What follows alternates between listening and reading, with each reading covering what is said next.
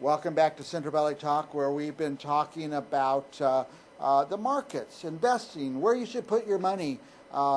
Is it a good time to invest? Is it a bad time to invest? Is it a good time to buy a house, a bad time to buy a house? I have the answer. My answer is I don't know, but I love to bring in experts who do know and hear from them and see what they think's about to happen in our lives and in our world. Our next guest is John Grace. He's president of Investors Edge. And by the way, his websites are on the screen, westlakefinancialadvisors.com. Welcome, John. Thank you, my friend. Good to be with you. Yeah, I just wonder, a lot of people are real estate market's kind of funny here. Houses that should be worth about $250,000 here in the valley are going for $400,000, $500,000, $600,000, and people are just seeing crazy things, and they don't know what to do and where to turn. What's going on, John?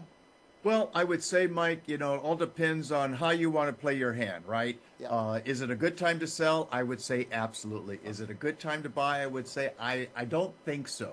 And, one of the things that people aren't looking at, homeowners in the Midwest are delighted in the last 20 years, home prices have tripled.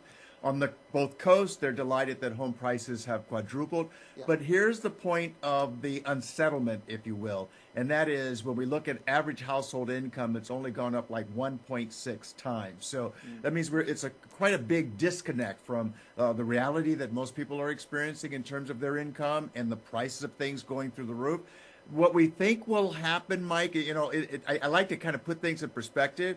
You remember in the 80s when boomers were standing in line to buy a house for 30-year loans at 16, 18% for 30 years, right? That was not an impediment. I thought interest rates were supposed to be a guide to when people wanted to buy or sell or whatnot, okay? It turns out that I think the bigger driver that we don't study, my friend, is age. So regardless of location, interest rates or inflation or shortages, the number of houses available, it seems that thanks to the Census Bureau, we can see that 31 has been the age most Americans, boomers, stepped up to buy their house, no matter where it was, no matter what interest rates were doing, okay?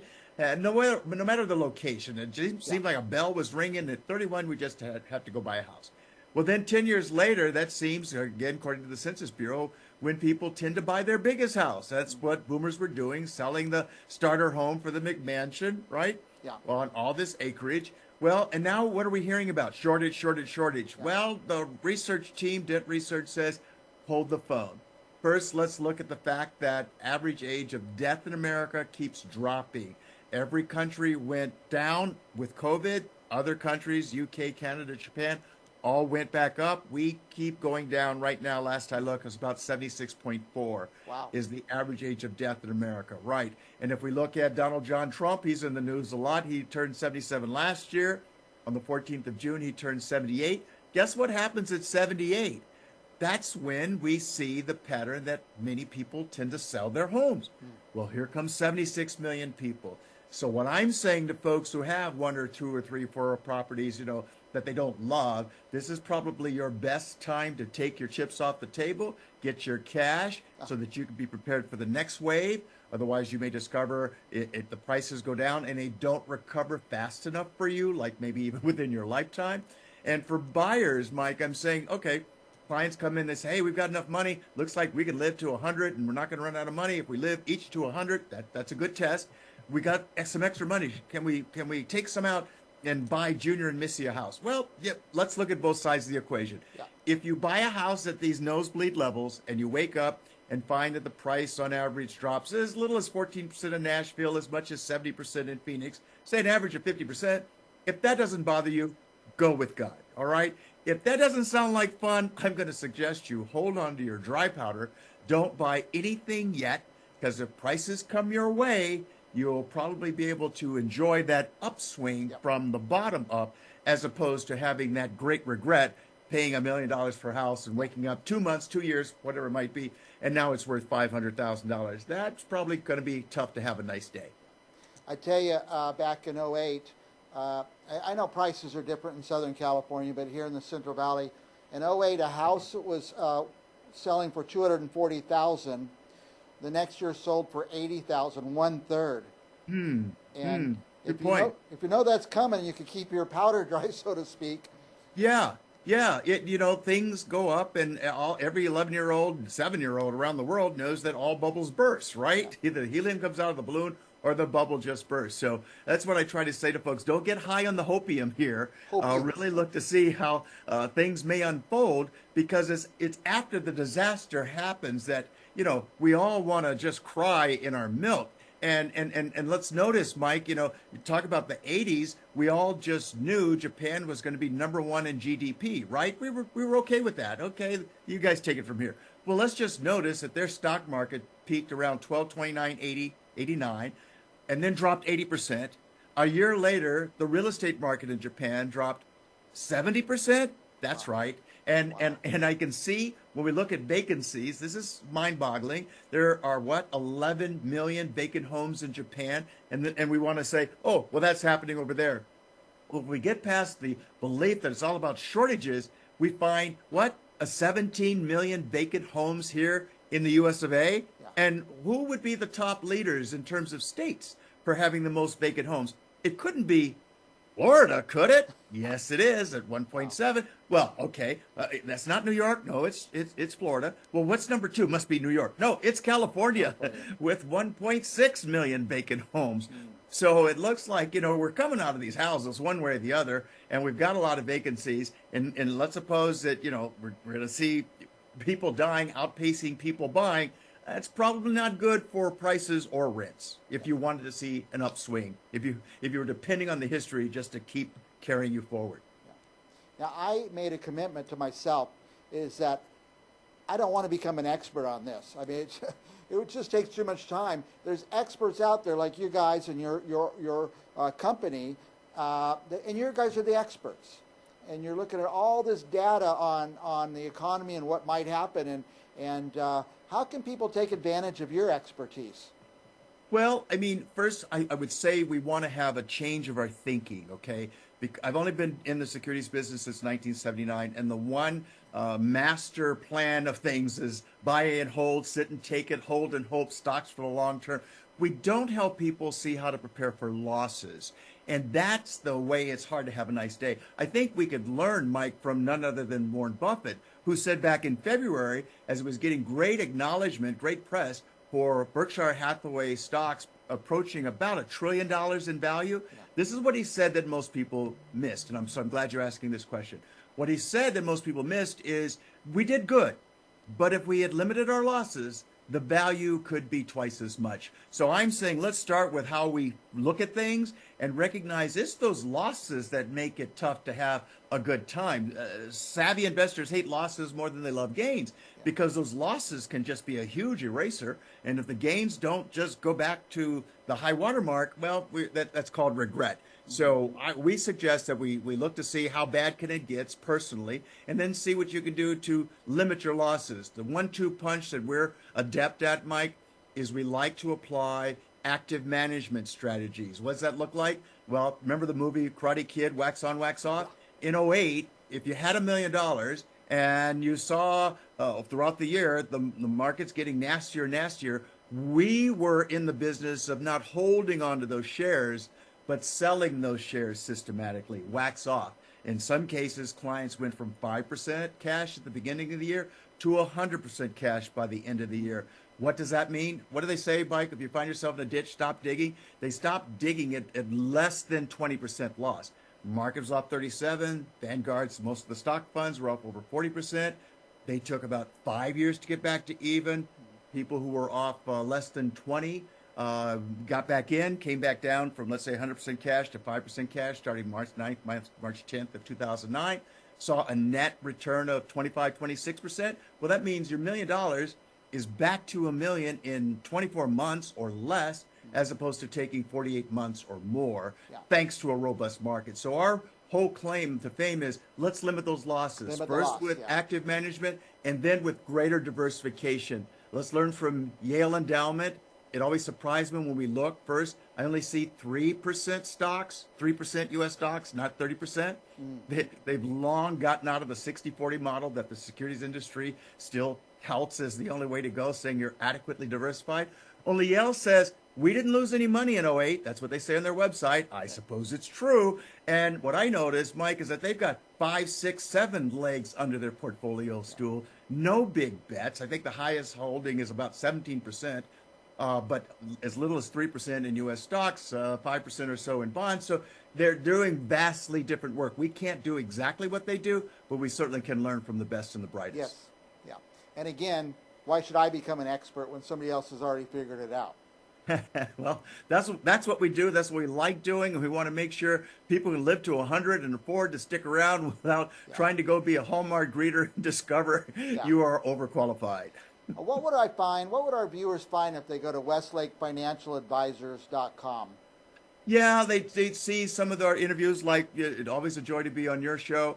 Some of the work that we do, a lot of the articles that I happen to write. Everything we do is customized, so it's not boilerplate. There's no, we can look at what kind of loss you can live with. That's a good question to start with. But everything we do is 100% customized because, oftentimes it is the case. Let me just be really clear. The industry, I think, asks a really dumb question, Mike. We go, are you conservative, moderate, or aggressive? And what we find, nobody really understands that question, let alone the answers. So why are we going down that rabbit hole? And then we find people like good rocket scientists, well, I'm conservative. We're looking at his 401k statement. You're 95% stocks. That is not a conservative portfolio. You've gotten comfortable here. You've made some money here, but that's not what we would think is our definition of conservative. But let's drill down. You're a rocket scientist. Let's drill down further. Let's ask you a series of questions. So in this case, after the series of questions, he and his wife discover that their loss limit was 12%. Now we're dealing with something. You have set the parameters with which you can live. Now, our job, if we can, is to see what we can do to limit your losses within the depth of the digging that you want to stop at. All right? So if we wake up at 2023, look back at 2022, and look at the portfolio and say, gee, let's use the same $1 million. Your account's down 10% in 2022. You might say, oh, you're telling me I lost money. That's what the engineer said. Yes, sir, that is true. But let's look at the record. You said it was 12, so that'd be 120 on $1 million. And if we had left the money where it was, remember where it was? Yeah, if we had left it there, you'd be down $200,000 to $300,000 as opposed to $100,000. So I can look you in the eye and feel good about this because we did show you the evidence of limiting your losses. If we're down 10, what do we need? 11, 12 to get back to even? If we're down 30, what do we need? A lot more. I like the odds at the lower level of that loss as opposed to higher level. I'm kind of embarrassed to ask this, but do you think there's a lot of people out there who have not even thought of their loss limit or what they want it to be? It's a darn good question, and the answer is absolutely. Most investors have portfolios of potpourri.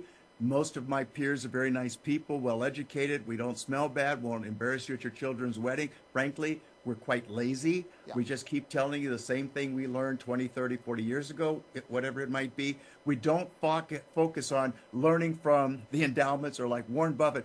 Let's limit the losses, and let's make sure we understand this. This is particularly important when we have to or choose to start taking annual withdrawals.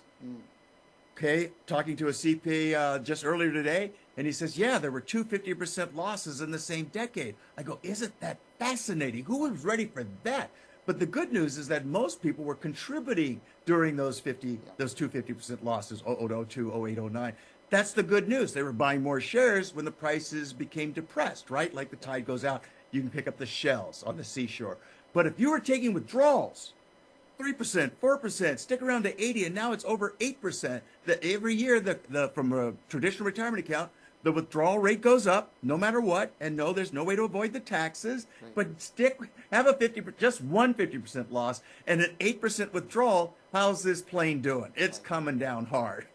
That's the point. That it becomes particularly advantageous for people to look to see what kind of strategies they can employ to limit their losses when they start taking withdrawals, whether it's required or it's just desired. Key word here seems to be strategies. So, say that again, please. Strategies. That seems to be the key word here. strategies. Yes. Don't get satisfied. Don't be complacent. Don't look at, oh, geez, Mike, we're up 12, 14% so far this year. At the rate we're going, we'll be at 30 by the end of the year. Well, suppose it reverses itself. How are you prepared for that? What strategies have you proactively put in place to limit your losses? Are those strategies in place, or do you think hope is a strategy? Hopium. Don't get on the hopium. Don't get high on the hopium. John, we've gone overtime, but I could talk to you all day long. Do you have some last thoughts that our viewers should know, or anything you want our viewers to know? Well, I would just say pay attention and go back and look, please, folks, at what your account did to you in 2022. Go back and see what your account did to you in 2008. We did this with a young lady in her 70s, been to over 70 countries. I'm like, wow, I want to follow you. Wherever you go, I'm going. You know how to travel. Yeah. Her son brought her in to look at her portfolio. We took the portfolio and ran it backwards. No one does that. Some people are willing to. Most people are not. But we ran it backwards. And in 08, when the market was up 37, the Vanguards, the mutual funds, the stock funds, the ETFs were off about 40% or so. Her account was off 70%. So let's use our $1 million magic marker number right there. I had $1 million at the beginning of the year, finished the year at 300,000. Wow. Have a nice day. Yeah. The good news for her is that she lives with her son. He's paying all her bills. So for her, this is really kind of like extra money. Yeah. For you and me, it would be, oh, shucks. That's what OS stands for, right? Oh, shucks.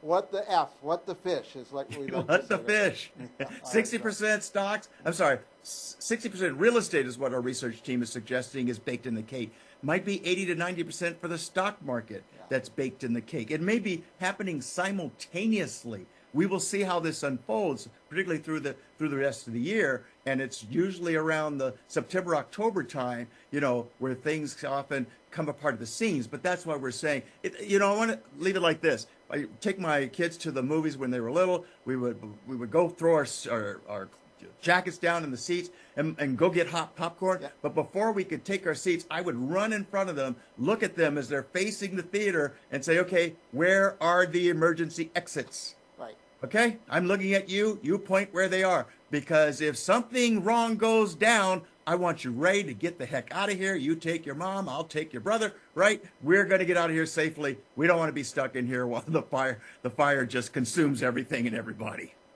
Exit strategy.